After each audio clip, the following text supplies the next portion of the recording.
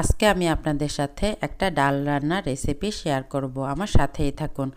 এই ডালটা আপনারা একবার হলেও বাসায় ট্রাই করবেন, দেখবেন খেতে কত মজা। এই যে আমি কড়াইয়ের মধ্যে প্রথমে তেল দিয়েছি, তারপর এখানে সামান্য রসুন কুচি আর পেঁয়াজ কুচি দিয়েছি, দিয়ে যখন ব্রাউন কালার হয়ে গিয়েছে তখন আমি এখানে ধুয়ে রাখা মুসুরের ডালগুলো দিয়ে দিয়েছি, দিয়ে এখানে নেড়েচেড়ে একটু ভাজা ভাজা করে নিয়েছি। তারপর আমি এখানে কয়েকটা কাঁচামরিচ ফালি করে দিয়েছি আর সামান্য হলুদের গুঁড়া আর মরিচের গুঁড়া দিয়ে আবারও খুব ভালোভাবে নেড়েচেড়ে নিয়েছি। যখন ডালগুলো একটু ভাজা ভাজা হয়ে যাবে তখন আমি এখানে পানি দিয়ে দিয়েছি।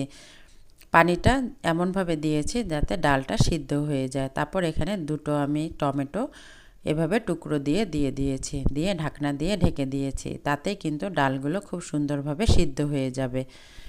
এই ডাল হলে আর কিন্তু অন্য কিছুই লাগে না, এই ডাল দিয়ে দেখবেন মজা করে